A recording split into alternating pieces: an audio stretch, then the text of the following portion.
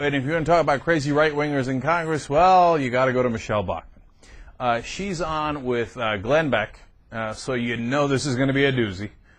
I don't know who's crazier between these two. And they're going to talk about their insane census theories. Now, after we watch this, I'm going to tell you why this is actually a good thing for the rest of the country. Okay, now let's watch. Okay, so let me talk about the census, because there's a lot of people that are concerned with it because they don't want to fill it out. They're not comfortable with ACORN members coming to find out all this information. They don't want to give the government all this kind of information. It's up to a $5,000 fine. It's never, ever been enforced before. No one has ever received that fine. What are the odds that they are going to impose that? I don't know what the odds are, but I've made it very public what my position is. And I think there is a point when you say enough is enough to government intrusion. And you had mentioned this earlier, 28 pages. I have the survey right here, Glenn. This is the 28-page survey. This is the short form that every American will get next year. Does the federal government really need to know our phone numbers? Do they really need to know, like you said, the date and time that we leave, mental stability? You know the one question that's not on this survey, Glenn? Are you a U.S. citizen? This would be your perfect opportunity to find out how many illegal aliens are in the United States. Guess what? That's the one question they don't ask on this, your resident status. Can they, because I've considered not filling it out when I get it, but I want to make sure that they don't use this as a loophole to, you know, say that I can no longer have a permit for my gun, et cetera, et cetera. Are there any other ramifications that you know of besides just the $100 to $5,000 fine?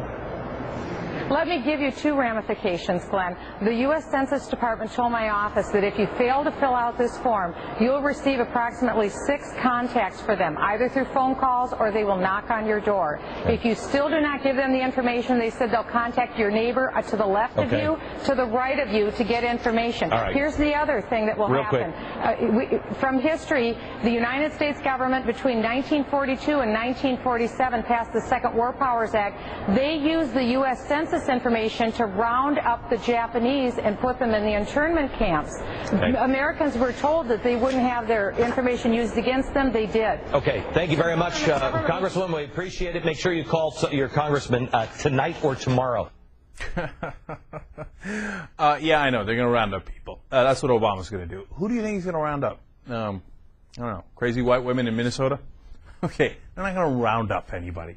But this is actually a great thing.